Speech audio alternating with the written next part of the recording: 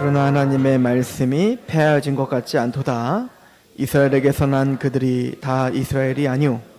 또한 아브라함의 씨가 다 그의 자녀가 아니라 오직 이삭으로부터 난 자라야 내 씨라 불리리라 하셨으니 곧 육신의 자녀가 하나님의 자녀가 아니오 오직 약속의 자녀가 씨로 여기심을 받느니라. 약속의 말씀은 이것이니 명년 이때에 내가 이르니 사라에게 아들이 있으리라 하심이라. 아멘. 기도하겠습니다. 예수 그리스도로 말미암아 막힌 담이 허물어지며 이제는 언약에서 외인이었던 우리가 하나님의 권속이 되었으며 하나님의 백성과 자녀가 되었음을 믿습니다. 그 은혜가 너무 커, 그 사랑이 너무 커, 그 사랑의 큰 건데 오늘도 예배자로 나온 우리 마음을 기억하여 주시고 특별히 말씀 중에 함께 하시사 그 말씀으로 하나님을 더 깊이 알아가게 하시오며 그 하나님을 아는 지식만큼 하나님을 더 경외하는 우리가 되게 하옵소서. 말씀을 전파하는 그 입술을 겸손케 하시고 그 말씀을 듣는 하나님 백성들의 마음을 여시옵소서. 성령님 이 시간 조명하여 주옵소서. 예수 그리스도의 이름으로 감사하며 기도합니다. 아멘. 사도 바울은 로마서 9장을 시작하면서 말할 수 없는 기쁨, 그러나 큰 근심과 소망이 있음을 이야기했습니다. 그의 기쁨은 예수 그리스도로 말미암아 구원을 받았다는 기쁨이요, 그 기쁨은 죽을 수밖에 없는 죄인인 내가 하나님의 자녀가 되어 그 은혜의 보좌 앞으로 담대히 나아갈 수 있는 은혜인 거요. 그 예수를 믿음으로 말미암는 화목제물로 세우셔서 전에 지은 죄를 간과하심으로 하나님의 의롭다 하심을 나타내실 뿐만 아니라 하나님이 의로우실 뿐 아니라 그를 믿는 자도 의롭다 하려 하심이라 하신 그 말씀이 사도 바울을 그 어떤 것보다도 기쁘게 했어요. 그래서 로마서 5장 1절에 그리스도를 믿음으로 의롭다를 받은 사도 바울의 마음은, 또 우리들의 마음은 이제는 하나님으로 더불어 화평을 누리는 자가 됐습니다. 이제 성령님을 통하여 하나님을 아빠 아버지라 부르짖으며 이제는 그 구원의 확신과 그리스도 안에 결코 정잠이 없다는 마음, 성령님이 말할 수 없는 탄식으로 우리 위해서 지금도 간구하고 계시고 성부 하나님께서 자기 아들을 죽이면서까지 우리를 구원하셨는데 또 무엇을 더 주시지 않겠는가라고 하신 그 사랑에 우리는 감격하여 있고, 또 그 예수께서 십자가에 죽으실 뿐 아니라 3일 만에 살아나신 분이 예수시며 지금도 살아계셔서 우리를 위해서 간구하시는 자이세요. 그러므로 우리는 그 은혜 가운데 기뻐하고 그 은혜 가운데 참 평강을 누리는 자가 되었고, 또 세상이 줄 수 없는 그 하나님의 영광섬을 바라보며 즐거워하는 자가 되었다. 이걸 로마서 14장 17절에 하나님의 나라는 먹는 것과 마시는 것에 있는 것이 아니라 의와 평강과 희락, 즉 하나님의 나라가 우리에게 임했다라고 그 기쁨이 사도 바울을 충만하게 해요. 그래서 그러므로 그리스도 한 자는 결코 정죄함이 없다. 그래서 로마서 8장은 환희의 장 아닙니까? 기쁨의 장 아닙니까? 하나님이 우리에게 주신 그 구원이 얼마나 우리를 평강으로 기쁨으로 인도하는지요, 그 구원이 얼마나 확실한지에 대한 그 영광을 사도 바울은 로마서 8장에 담았단 말이에요. 그런데 그런 기쁨이 있는 사도 바울 마음 한쪽에는 누구도 이해할 수 없는 큰 근심이 있었다. 그 근심은 무엇이죠? 바로 내 고륙 친척을 향한, 이스라엘을 향한 근심이었다는 거예요. 내가 하나님을 기뻐하고 즐거워하는 게 이렇게 행복한 일인데, 이렇게 기쁘고 행복하고 영광스러운 일을 내 가장 가까운 고륙 친척 이스라엘들은 믿지 않고 하나님을 대적하고 있는 모습을 보면서 내 생명이 끊어지더라도, 내 생명이 끊어지고 그들이 구원을 받는다면 내가 원하는 바라 자신의 모든 생명을 다해 그 고륙 친척들이 구원받는 것을 향한 그 열망과 그 깊은 큰 근심이 사도 바울에게 있었음을 우리는 상고했습니다. 그러나 그 큰 근심에 세상이 줄 수 없는 소망이 있는 이유는 하나님께서, 내가 믿고 있는 예수께서 세세에 찬양받으실 하나님이라는 사실입니다. 내가 믿고 있는 예수가, 내가 믿고 있는 그 그리스도는 하나님이시오, 모든 세상을 주관하시며 역사를 주권적으로 이끄시는 하나님이시라는 것이 사도 바울에게는 소망이었어요. 왜냐하면 그분이 마침내, 지금은 강팍해 보이지만, 이스라엘이 구원받지 않고 강팍하여 하나님을 대적하고 있지만 나를 다메섹 도상에서 부셔버린 것처럼 그들도 부셔버릴 수 있는 지혜와 능력이 하나님께 있다는 것을 믿는 거예요.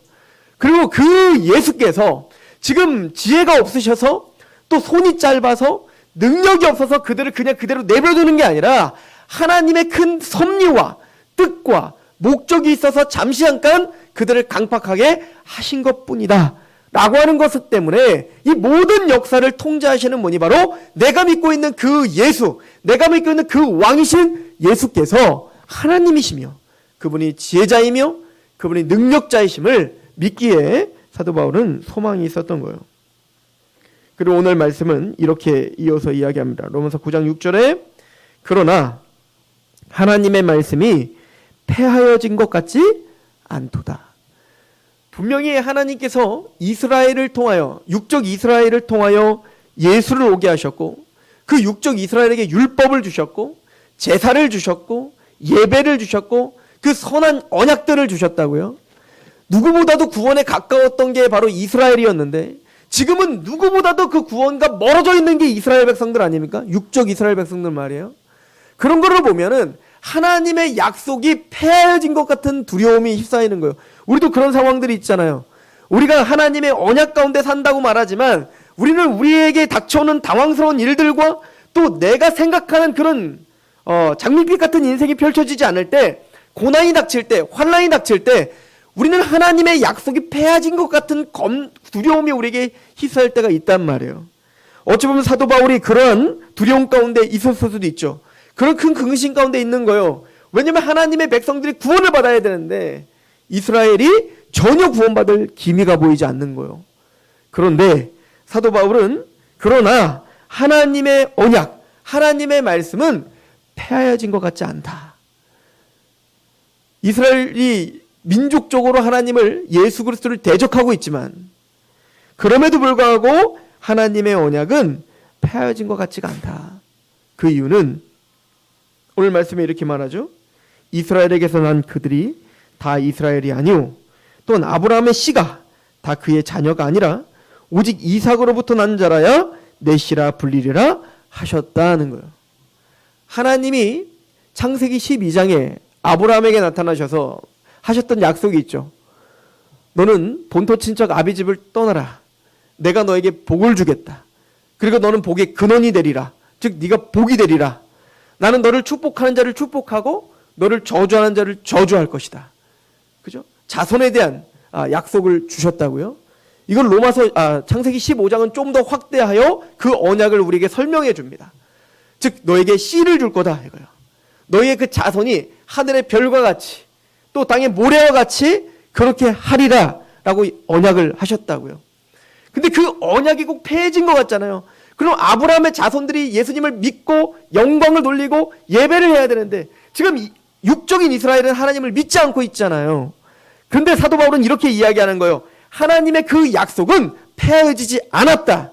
왜냐하면 그 약속에 산 이스라엘이란 아브라함의 자손이란 육적인 자손들을 가리키는 것이 아니기 때문이다. 육적인 자손을 가리키는 것이 아니라 영적인 이스라엘, 진짜 참 이스라엘이 있다는 거예요.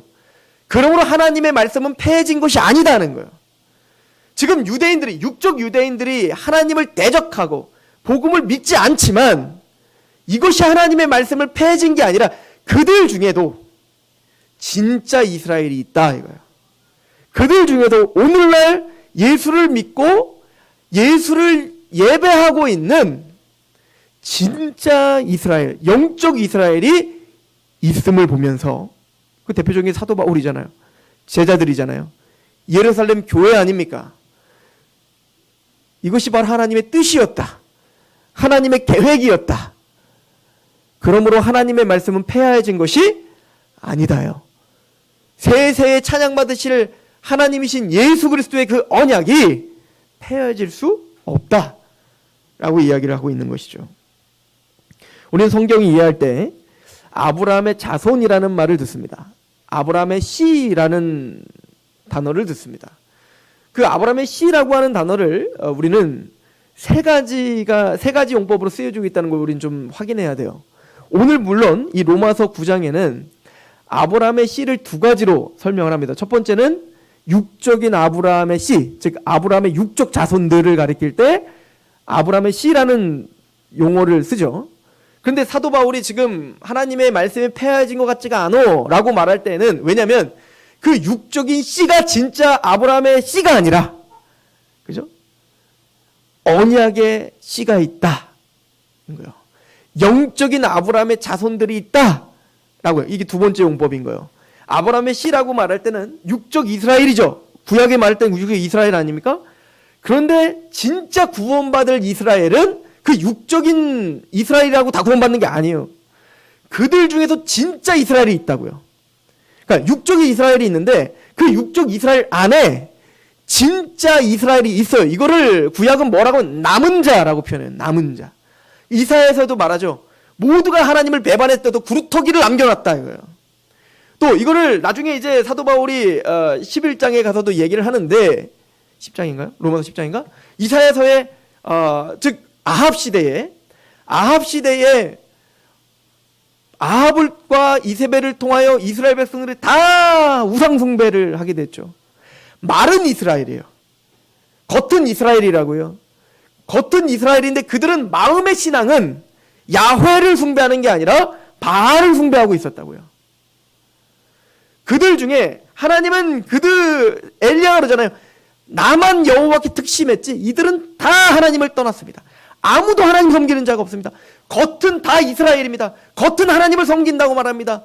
겉은 제사가 있습니다. 겉모양은 번지를 합니다. 그런데 아무도 하나님을 섬기는 자는 아무도 없습니다. 나만 여호와께 특심했습니다. 나 죽여주세요. 이게 지금 엘리야가 로댓나무 밑에서 했던 얘기 아닙니까? 그때 하나님이 그 엘리야에게 뭐라고 말하죠? 엘리야, 웃기지 마라 이거요. 너만 특심한 게 아니라 내가 예후를 남겨놨고 엘리사를 남겨놨고 너는 이름도 모르지.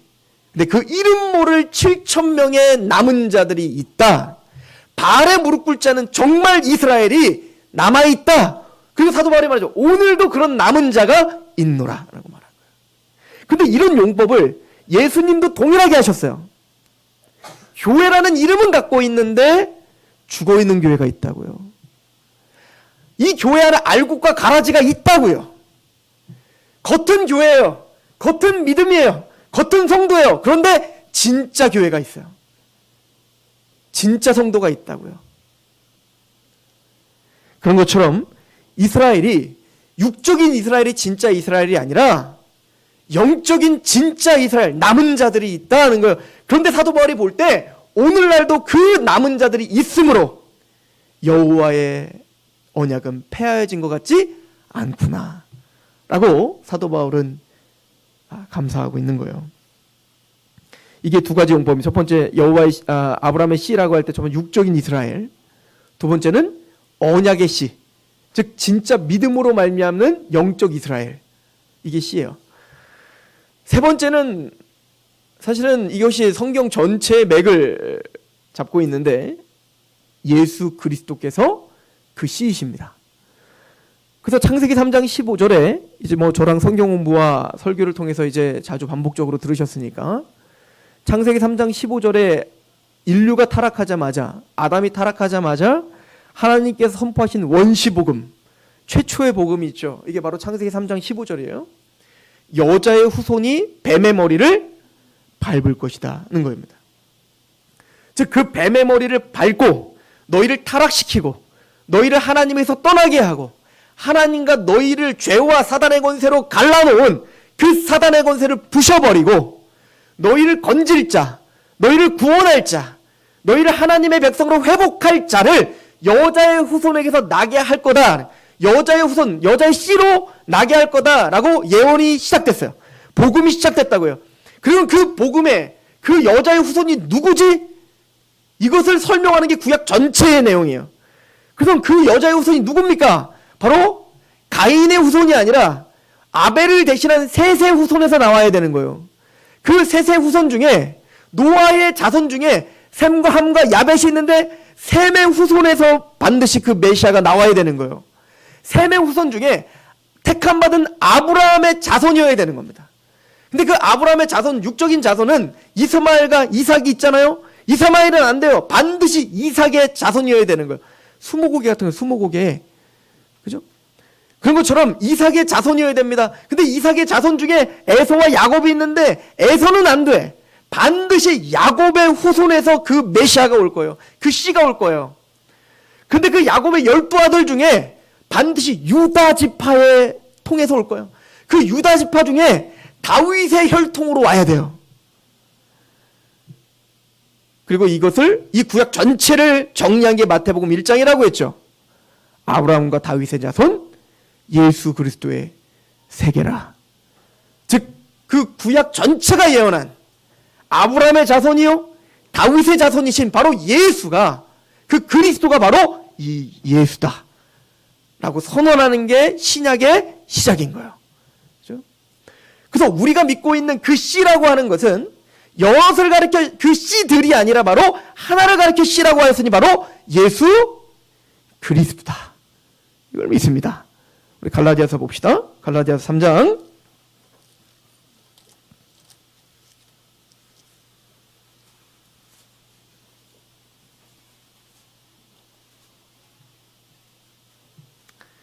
15절. 형제들아, 내가 사람의 예대로 말하노니 사람의 언약이라도 정한 후에는 아무도 폐하거나 더하거나 하지 못하리라. 사람의 언약도 함부로 폐하는 게 아니에요. 하물며 하나님이 자기의 아들을 죽이면서까지 세우신 하나님의 언약 복음이 폐해지겠는가? 말도 안 되는 거 아닌가? 이런 내용이죠. 16절 같이 읽어봅시다. 시작. 이 약속들은 아브라함과 그 자손에게 말씀하신 것인데 여럿을 가리켜 그 자손들이라 하지 아니하고 오직 한 사람을 가리켜 내 자손이라 하셨으니 곧 그리스도라. 그래서 성경에서 말하는 그 아브라함의 씨, 그 자손은 누구를 가리켜 예언하고 있는 거예요? 예수 그리스도를 가리켜 예언하고 있는 거예요. 그리고는 그 자손이신 예수가 이 땅에 그 예언대로 오셔서, 그래서 갈라디아 3장은 이렇게도 얘기하죠. 제가 덮어버렸네요. 4장 가고 있어요. 그래서 갈라디아 4장은 이렇게 이야기하는 겁니다. 4장 1절. 내가 또 말하노니 유업을 이을 자가 모든 것의 주인이나 어렸을 동안은 종과 다름이 없어서 그 아버지가 정한 때까지 후견인과 청지기 아래에 있나니 이와 같이 우리도 어렸을 때에 이 세상의 초등 학문의 아래에 있어서 종노릇하였더니 4절 같이 읽어봅시다. 시작. 때가 참에 하나님이 그 아들을 보내서 여자에게서 나게 하시고 율법 아래 나게 하신 것은 율법 아래 있는 자들을 속량하시고 우리로 아들의 명분을 얻게 하려 하심이라. 때가 참에 하나님의 때가 된 거예요.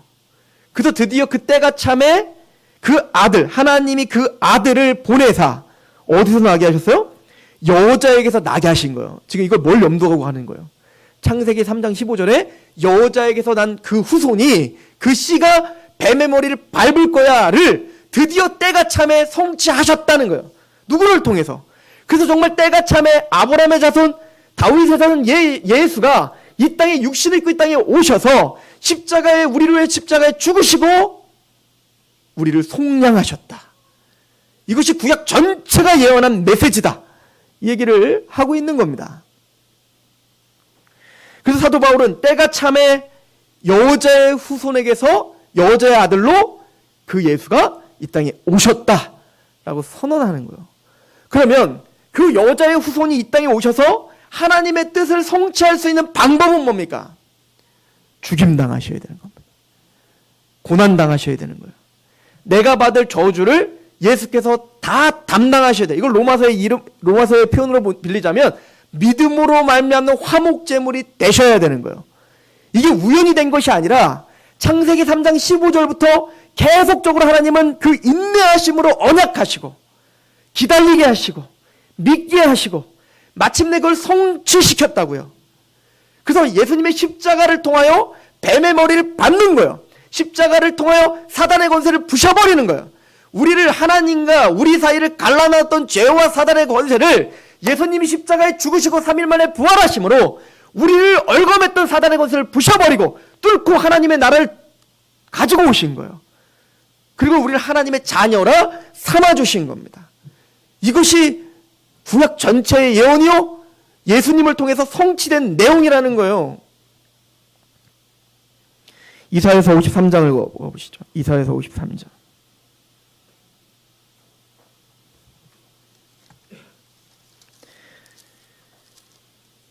이 모든 것들을 알고 있었던 선지자들은 그 메시아가 이사야서 7장에 여자가 처녀가 잉태하여 아들을 낳을 것이다 라고 그래서 예언했고, 또 이사야서 9장에 한 아기가 우리에게 왔는데 그 이름은 기묘자라 모사라, 아버지, 영존한 아버지라, 전능하신 하나님이라 칭함을 받을 하나님이심을 선포했으며, 그런데 그 씨가, 그 예수가 이 땅에 오셔서 그 일을 이루실 게 뭐냐면 바로 이사야서 53장에 우리의 허물과 죄를 위하여 찔림당하시고 죽임당하시는 일을 하셔야 됨을 이미 예언해 놓은 거죠. 그럼 이사야서 53장은 이렇게 이야기를 합니다. 10절입니다. 여호와께서 그에게 상함을 받게 하시기를 원하사, 이 원하사라는 말이 기뻐하사예요. 즐거워하사. 이걸 하나님이 원하셨다는 거예요. 이걸 하나님이 작정하셨다는 겁니다. 질고를 당하게 하셨으니 그의 영혼을 속건제물로 드리게 이르면 그가 씨를 보게 된다. 즉 그 예언된 씨는 누구예요? 예수예요. 근데 그래서 여자의 후손으로 나신 그 예수가 이 이사야의 예언대로 자신의 몸을 속건제물로 드려서, 화목제물로 드려서 우리를 죄에서 속량하시고 하나님의 백성이 되게 하셨다고요. 그래서 어떤 일을 하셨다는 겁니까? 속건제물이 되게 되면 그가 씨를 보게 되며, 무슨 얘기죠? 여기서 말하는 씨는 뭐예요? 영적 언약의 이스라엘을 가리키는 겁니다. 그 예언의 성취신 그 씨가, 그 후손이신 예수가 십자가에 죽으시고 부활하심으로 말미암아 우리의 속건제물이 되셨을 그때에 그로 말미암아 그의 씨들이 나타나기 시작하는 거예요. 진짜 참 이스라엘, 영적 이스라엘이 회복되는 거예요. 그리고 이렇게 이야기를 합니다. 그 씨를 보게 되며 그의 날은 길 것이요 또 그의 손으로 여호와께서 기뻐하시는 뜻을 성취하실 것이다 라고 말합니다. 그래서 여러분들 그 구약 성경에 이런 언약적으로 구약을 보면 여러분들이 이제 왜 그렇게 언약이 점진적으로 확장되며 예언됐는지를 아는데, 창세기 12장에 네가 복의 근원이 될 거야 아브라함아. 근데 그 근원이 되는 방법은 뭐냐면 너와 너의 자손을 통해서요. 그 씨를 통해서라고요. 그렇기 때문에 창세기 15장에는 그걸 확장해서 뭐라고요? 그 언약의 핵심은 뭐냐면 너의 씨가 창대하게 될 것이다 라고 하는 것을 보여준 겁니다. 그리고는 17장에 가서 아브라함에게 뭐라고 약속하냐면 그 씨를 통하여 모든 민족이 복을 얻을 거야 라고 하는 말을 덧붙이고, 그리고 할례를 받게 합니다. 그리고는 그 씨가 드디어 태어났죠? 이삭이잖아요. 그 이삭을 22장에 드리는 장면이 나와요. 모리아산에 드리는 장면을 통해서 그때는 그 언약을 조금 더 확장하는데 뭐라고 하냐, 그 씨가 대적의 문을 부수리라 이렇게 말하는 거예요. 이게 뭐죠? 그 씨는 바로 예수를 가리켜 말하는 겁니다. 그래서 예수께서 이 땅에 오셔서 십자가의 죽으심으로 대적의 문을 부순 거예요. 여러분들 이 구약적인 사고를 갖고 마태복음을 읽어보십시오. 얼마나 은혜가 되는지 몰라요. 예수님께서 왜 나병 환자를 고치셨습니까? 예수님께서 왜 열병 환자를 고치셨습니까? 예수님께서 왜 중풍병자를 일으키셨냐고요? 왜 말을 못하고 듣지 못하고 보지 못하는 사람을 왜 그들을 고치셨냐고요?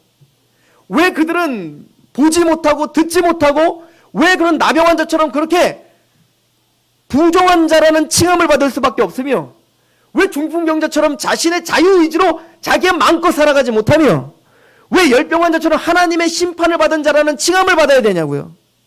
그런 육적인 어떤 질병들을 통해서 이사야가 그랬듯이 우리가 바로 영적인 그런 질병에 걸린 자들이다라는 것을 설명하고 있는 거 아닙니까? 우리가 바로 부정한 자요, 나병 환자처럼 말입니다.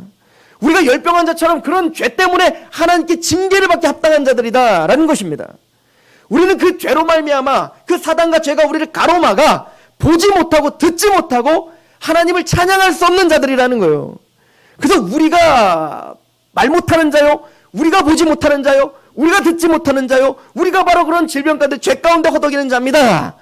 가나안 여인처럼 내가 죽은 개와 같습니다 라고 하는 것을 알게 하시기 위해 예수님이 오신 거 아닙니까? 그리고 오직 그 영적인 질병을 치유해 주실 분은 누구밖에 없다는 거예요. 예수님의 권세밖에는 그 죄의 질병, 그 영적인 질병, 우리 눈을 뜨게 하시고 듣게 하시고 말하게 하실 수 있는 은혜가 예수님밖에 없다는 거예요. 그걸 위해서 주님은, 그래서 눈 멀고 귀 멀고 말 못하는 자가, 귀신 들린 자가 있는 거예요. 그래서 예수님이 그것을, 그 귀신을 쫓아내 주시면서 보게 하시고 듣게 하시고 말하게 하신다고요. 그리고 하는 얘기가 뭐죠? 강한 자를 결박하고야 그 세간을 강탈하지, 내가 만약에 성령의 능력으로 그 사단을 내쫓는 거라면 하나님 나라가 이미 임했느니라. 이게 예수님이 하러 오신 겁니다. 우리 얼굴에 든 죄와의 권세, 사단의 권세를 주님께서 부셔버리러 온 거예요. 그 씨가 대적의 문을 부수리라 한 것처럼 우리를 얽어매고 있던 죄와 사단의 권세를 부수시러 예수님께서 오신 거라고요. 그런 우리를 보게 하셨다고요. 복음을 듣게 하셨다고요. 이 이야기와 연결되는 게 마태복음 13장인 거예요. 너희는 보아도 보지 못하고 들어도 듣지를 못하는구나. 그러나 너희는 봄으로 복이 있고 들음으로 복이 있다. 어떻게 우리는 보게 되었고 어떻게 우리는 듣게 된 겁니까? 하나님의 은혜대로요. 주님께서 찬양하십니다. 아버지요, 지혜롭고 슬기로운 자에게 이것을 알게 하지 않고 어린아이와 같은 자들에게 이걸 알게 하신 것을 감사하나이다. 심령이 가난한 자, 자기를 어린아이처럼 낮추는 자밖에 이건 알 수가 없는 거예요. 내 의를 가지고, 내 무엇을 가지고 하나님께 나간다고 그렇게 교만을 떠는 자들은 절대 이 복음을 깨달을 수가 없는 겁니다. 심령이 가난한 자는 복이 있나니 천국이 저희 것인 거예요. 그 우리의 심령을 낮추시기 위하여 하나님께서는 율법을 주신 거라고요. 율법 앞에 우리가 얼마나 죄인인지를 알고 애통하며 심령이 가난한 마음으로 그 예수를 바라보게 되는 겁니다. 그리고 우리가 바라보니, 눈을 떠보니 주님이 나를 눈을 뜨게 해주신 거예요. 이걸 요한복음 3장은 성령으로 거듭나지 아니하면 하늘나라를 볼 수가 없다라고 설명하고 있는 겁니다. 예수께서 이 땅에 오셔서 십자가에 죽으심으로 대적의 문을 부수신 겁니다. 그래서 우리는 보는 거예요. 그래서 우리는 말할 수 있는 겁니다. 그래서 우리는 정결하다 칭함을 받는 겁니다. 그래서 우리는 의인이라 칭함을 받는 겁니다. 이거 외에는 하나님의 의롭다움을 받을 수 있는 길이 없습니다. 이것을 사도 바울은 이야기하는 거 아닙니까? 그런데 지금 육적 이스라엘 백성들이 착각하는 것은 내가 아브라함의 자손이기 때문에 나는 그냥 구원받을 자라고 착각했던 거예요. 아니야. 육적 이스라엘이 진짜 이스라엘이 아니라 진짜 이스라엘이란 이 예수를 믿고 구원받은 하나님의 백성들이 진짜 이스라엘이야. 하나님의 말씀은 하나도 땅에 떨어지거나 패해지는 것이 없노라. 내가 보기에는 내 육적인 고륙과 친척이 이 육적 이스라엘 백성들이 믿지 않는 것 때문에 답답한 마음과 큰 근심이 있다 할지라도 그것은 내 근심일 뿐이고 하나님의 말씀은 지금도 유의히 성취되고 있구나. 그 육적 이스라엘 백성들 중에 진짜 예수를 알고 구복하며 하나님의 말씀 앞에 나오는 하나님의 영적 이스라엘이 있음을 보며 사도 바울은 기뻐하고 있는 거예요.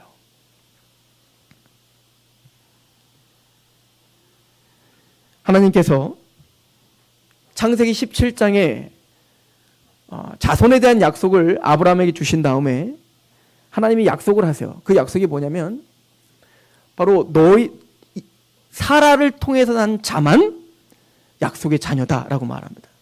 그러니까 지금 사도 바울은 어떻게 지금 설명하고 있냐면 아브라함의 자손에게는 둘이 있다. 육적 자손은 둘이 있다. 이스마엘과 이삭이 있다. 그런데 똑같은 아브라함의 자손인 그 이스마엘은 언약의 자손이 아니고 오직 이삭으로 말미암아 사라를 통해서 난 이삭으로 말미암는 자만이 언약의 자손인 것처럼 오늘날도 똑같은 육적인 이스라엘 백성들이라 할지라도 그들이 다 아브라함의 진짜 자손이 아니라 언약을 통해서 난 자만이 참된 이스라엘의 자손이다 이 얘기예요. 그럼 왜 이게 뭐가 다른 걸까요? 이스마엘은 종이었던 하갈을 통해서 낳기 때문에 언약의 자손이 안 됐고 사라는 자유자였던 사라를 통해서 낳았기 때문에 이삭이 언약의 자손인가? 그렇지 않습니다. 만약 그런 원리라면 여러분들 12아들들 중에 야곱의 진짜 자유자를 통해서 난 자들은 몇 안 돼요. 라헬과 레아를 통해서 난 자들이 보다도 그들의 종들을 통해서 난 자들도 있잖아요. 근데 그들도 다 언약의 자손들이라고요. 그러니까 이건 단순히 육적인 의미라는 게 아니라 뭐가 중요하냐면 하나님의 약속이 중요하다는 거예요. 약속이. 아브라함에게 약속했다 그러는데 아브라함은 끝까지 안 믿어요. 그거를. 그러니까 너의 자손으로 말미암아 모든 민족이 복을 얻는다. 창대케 할게. 그랬더니 아브라함이 바로 뭐라고 하냐면 내 나이가 몇인데 자녀를 낳습니까? 내 종이 있는데 엘리에셀로 합시다. 이러는 겁니다. 아니야. 네가 난 자 중에 약속의 자녀가 있는 거라고. 그때 17장에 그랬더니 아브라함이 뭐라고 하죠? 알겠습니다. 그럼 내가 난 자 중에 나는 낳았으니까 이스마엘 낳았잖아요. 하갈을 통해서. 그러니까 나는 괜찮은데 사라는 절대 못 낳습니다. 나는 해보니까 나는 것 같아요. 그러니까 하나님 오케이. 내가 나를 통해서 낳는 거는 내가 인정하는데 사라를 통해서 난다는 것은 조금 그렇습니다. 막 비웃어요. 그때. 그러니까 그래서 뭐라고 하냐면 이스마엘로 그냥 합시다. 하나님께 그러죠. 그러니까 하나님 뭐라고 합니까? 아니야. 이스마엘이 아니라 사라를 통해서 난 자만이 언약의 자손이야 하는 거야. 이삭이 중요한 게 아니에요. 이삭이 뭔가 잘했다 잘못했다 이삭이 어떤 사람이냐가 중요한 게 아니라 이삭이 선택받기 전에 이삭이 태어나기 전에 이미 언약으로 그를 어떻게 했다는 거예요. 선택했다는 게 지금 중요한 거예요. 그러니까 이삭이 태어난 다음에 얘가 이스마엘보다 좀 난데 그럼 네가 언약의 사람에 라고 하는 개념이 아니라 그들이 낳기도 전에 이삭이 태어나기도 전부터 이미 하나님은 약속을 통하여 이삭을 계속 지명했다고요. 지금 그게 중요한 거예요. 자, 무슨 얘기냐? 히브리서에 보면 믿음의 선진들에 대한 이야기가 나오죠. 저는 이거를 제가 성경 공부할 때 그것을 그냥 순서가 아니라 저는 의도된 순서라고 믿는다고 했어요. 믿음이란 뭐냐면 진짜 믿음이란 아벨을 통하여 믿음으로 예배를 드렸다. 믿음의 열매는 예배인 겁니다. 그러니까 우리가 믿음이 있다라고 하는 건 첫 번째는 예배자가 된다는 거예요. 나는 믿음이 있는데 예배자는 아닙니다. 이거는 구원이 없다는 얘기인 겁니다. 반드시 구원받은 사람 예배의 열매가 나타납니다. 하나님과의 관계가 회복되고 하나님께 예배요 아벨처럼 말입니다. 그런데 그 믿음으로 아벨처럼 믿음이란 예배를 드리게 할 뿐만 아니라 에녹과 같이 우리의 모든 삶을 동행하게 해요. 믿음이란 그런 거죠. 단순히 우리가 지금 모여서 예배 드리는 것만 중요한 게 아니라 우리 모든 삶 가운데 하나님과 동행하고자 한다고요. 이게 믿음이죠. 또 믿음이란 뭐죠? 노아처럼 하나님의 말씀에 순종하는 게 동행인 거예요. 방주를 지으라면 방주를 짓는 겁니다. 그리고 그 동행하는 삶을 통하여 증거의 삶을 산다. 이게 믿음의 사람이에요. 그럼 이렇게 궁금한 거예요. 그들은 어떻게 해서 그런 믿음이 생겼지? 아벨을 통해서는 그런 답이 없어요. 그냥 예배를 드렸더만 나와. 근데 에녹을 통해서는 조금 더 확장해요. 점진적 계시예요. 에녹을 통해서는 뭐라고 합니까? 유다서에 봤더니 그는 선지자라. 그는 예언자라. 하나님 말씀을 들었다는 거예요. 어떻게 믿음이 생기지? 잘은 모르겠지만 에녹을 통해서 우리가 볼 때 하나님의 말씀을 들었어. 믿음은 들음에서 나며 들음은 그리스도의 말씀으로 말미암는 거구나. 그래서 노아 때 오면 어떻게 해요? 노아는 그렇게 굳이 유다서까지 갈 필요 없어. 노아는 직접 하나님 말씀을 정말 들어요 그냥. 그리고는 노아는 뭐야? 당대 의인이라는 칭함을 받아요. 믿음은 의인이 되는 거구나. 그럼 어떻게 의인 되는 거지? 노아가 잘났나? 뭔가 행했나? 근데 창세기 6장에 보니까 당대 의인이야 완전한 자예요. 근데 노아가 진짜 완전합니까? 나중에 노아 방주 나와서 술 먹다 해롱해서 자식 죄짓게 하고 노아도 잘못한 거 아닙니까? 그럼 완전한 자가 아닌 거예요. 그럼 어떻게 의인 된 거지? 로마서 6장 그 윗절에 뭐라고 써있냐면 그는 하나님의 은혜를 입었더라. 하나님의 은혜가 그를 의롭다 하신 거예요. 그럼 이제 우리는 궁금해야 되는 겁니다. 그럼 우리가 은혜로 의롭다를 받아야 되는데 믿음으로 은혜가 생겼고 은혜로 믿음이 생겼고 그 믿음으로 의롭다를 받는 건데 은혜가 뭐지? 도대체 은혜가 뭘까? 그걸 누구를 통해서 설명하는 겁니까 이제? 아브라함을 통해 설명하는 거예요. 은혜란 무엇이냐면 아브라함이 하나님을 대적하는 그 갈대아 우르에서 하나님의 원수되었던 그를 하나님이 직접 찾아가시는 게 은혜인 거예요. 그를 찾아가 하나님이 말씀을 하시는 겁니다. 본토친척 아비집을 떠나. 근데 떠나요? 안 떠나고 하란에 가잖아요. 그런데 거기서 아버지 데려가 죽고 또 오셔서 또 설득하는 거예요. 너는 본토친척 아비집을 떠나. 내가 지시할 땅으로 가. 꾸역꾸역 가나안 땅으로 와요. 가나안 땅에 와서 내가 너에게 복 주고 너가 복의 근원이 될 거고 축복을 줄 축복하고 저주를 저주할 거야. 그런데 또 가뭄이 되니까 도망가요. 가나안 땅 버리고 에집트로 들어갑니다. 그러면 자기 아내 팔아버려요. 그런데 끝까지 아브라함을 어떻게 하죠? 아브라함 편에 되어서 거기서 건져주시는 게 하나님의 은혜 아닙니까? 포기하지 않는 거예요. 연약하다고 죄 있다고 포기하잖아요. 아브라함의 시작부터 하나님의 은혜였고 그를 아브라함답게 만드는 것도 하나님의 은혜였고 그를 이삭을 바치는 자리까지 가게 하는 것도 하나님의 은혜예요. 이게 은혜예요. 이 은혜가 있어 아브라함은 예배자가 되었고 이 은혜가 있어 노아는 그런 순종하는 삶을 살았고 이 은혜가 있어 에녹은 그렇게 하나님과 동행하며 살 수 있었던 거예요. 이거를 설명하는 게 아브라함이에요. 그래서 아브라함 믿음의 조상인 거예요. 그 아브라함의 믿음을 통해 우리의 믿음과 그 아브라함을 부어주신 은혜를 통해 우리에게 주시는 은혜가 무엇인지를 설명하는 거예요. 그러면 하나님이 그 은혜를 왜 아브라함에게 부어주신 거지? 왜 나에게 부어주신 거지? 70세 때까지 아브라함이 뭔가 다르니까 아브라함을 선택한 거 아닌가? 아니요. 이제 그걸 누굴 통해 설명하겠다는 거예요. 이삭을 통해 설명하겠다. 이삭이 이 땅에 있기도 전에 하나님이 이삭을 예언했다 이거예요. 이삭을 약속했다 이거예요. 우리에게는 어떤 메시지인 겁니까? 맞아요. 그 은혜가 우리를 잡아 끌어서 여기 있는 겁니다. 나를 뒤로 돌아왔더니 내가 왜 예수를 믿고 있지? 내가 여기서 왜 하나님을 찬양하고 있지? 내가 왜 이 교회에 앉아 있는 거지? 알 수는 없지만 하나님이 모든 상황과 사람과 모든 정황 속에서 은혜를 베풀어 우리가 이 자리에 있다는 걸 고백할 수밖에 없는 거예요. 그게 은혜예요. 그럼 하나님 나를 왜 선택했지? 도대체 왜 나이가 이런 할 수 없는 알 수 없는 이 은혜를 한량없는 은혜를 내가 부음받은 거지? 내가 태어나기도 전부터 약속하신 거예요. 우리의 자격됨이나 우리의 무엇이 이삭을 이삭답게 만든 게 아니라 하나님이 약속했기 때문에 그는 언약의 자손이 된 거예요. 그가 태어나서 뭔가 해서 언약의 자손을 만들어낸 게 아니라 그가 하나님이 약속했기 때문에 이삭이 된 거라고요. 여러분들이 뭔가를 해서 여러분들이 하나님의 백성 된 게 아니라 여러분들이 이 땅에 있기도 전부터 하나님은 우리를 미리 아셨고 정하시어 언약하시어 여러분들이 그 은혜의 덕택을 보고 있다는 얘기인 거예요. 이게 이삭을 통해서 우리에게 주시는 메시지입니다. 오늘날도 그렇게 택함받은 하나님의 백성들이 있다는 거예요. 하나님이 이삭을 통해서 언약의 자손이 있듯 오늘날도 그렇게 하나님의 은총 가운데 택함을 받아 그런 은혜 가운데 예배하게 하고 하나님과 동행하게 하고 하나님 말씀에 순종하며 증거의 삶을 살며 그렇게 빛과 소금의 역할을 하는 하나님의 백성들이 여기 있다는 거예요. 이게 사도 바울이 강조하는 바입니다. 왜 하나님은 창세기 17장에 할례를 받으라고 했습니까? 여러분들 할례의 의미가 뭡니까? 할례는 포경수술이라고 했잖아요. 남자의 생식기의 표피를 제거하는 겁니다.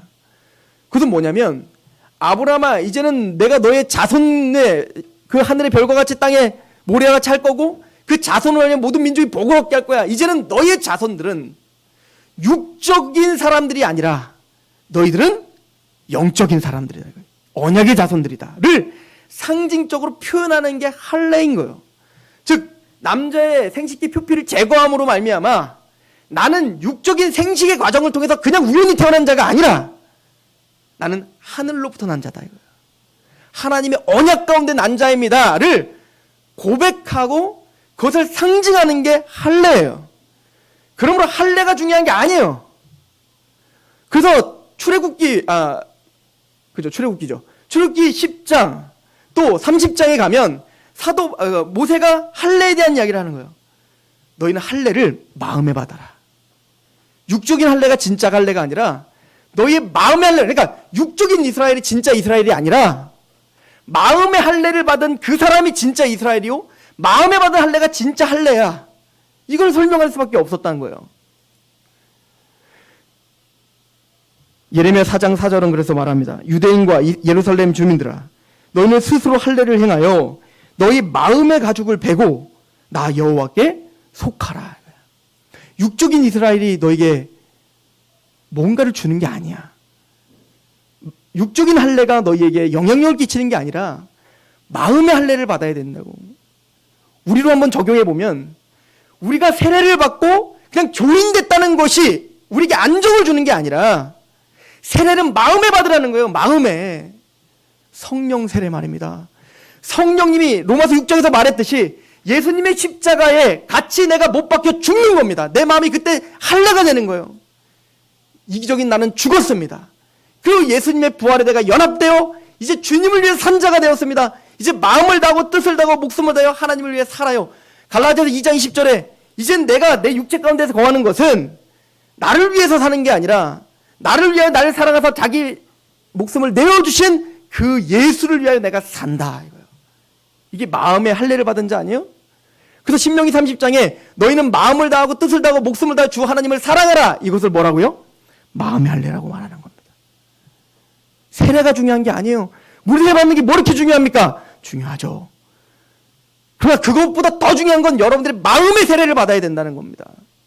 성령의 세례를 받아 눈이 떠지고 내가 죄인인 걸 인정하고 거기에 예수님과 같이 연합되고 부활에 연합된 그 진짜 구원을 받아 하나님을 마음을 다하고 뜻을 다하고 목숨을 다하여 사랑하는 마음. 그 사람들이 영적 이스라엘인 거예요. 그 사람들이 아브라함의 자손인 겁니다. 로마서 2장 28절 무릇 표면적 유대인이 아니요 표면적 육신의 할례가 아니니라. 오직 이면적 유대인이 유대인이며 할례는 마음에 할지니 영에 있고 율법 조문에 있지 아니한 것이라. 그 칭찬이 사람에게서가 아니요 다만 하나님에게서로다. 저는 이 사도 바울의 이 호소가 오늘날 우리들에게도 동일한 호소라고 말합니다. 육적인 교인이 육적인 교회가 아니요 육적인 세례가 진짜 세례가 아니요 마음에 하는 성령의 세례, 마음의 할례, 이것이 진짜 참다운 하나님의 백성됨을 선언하는 겁니다. 우리가 이 자리에 마음의 할례를 받고 하나님을 사랑할 마음으로 예배를 드리고 있다면 이것은 우리의 무엇 때문에 여러분들이 이 자리에 있는 게 아니라 우리가 나기도 전에 언약을 통해 하나님의 택정하심을 통해 우리를 작정하시고 구원하시고 완성하시는 그 하나님의 언약이 우리를 붙들고 있다는 증거인 거예요. 무엇 때문에 그럼 우리를 선택했을까요? 그 얘기는 다음 주 야곱과에서의 이야기를 통해서 바울이 설명을 하는 것입니다. 기도하겠습니다.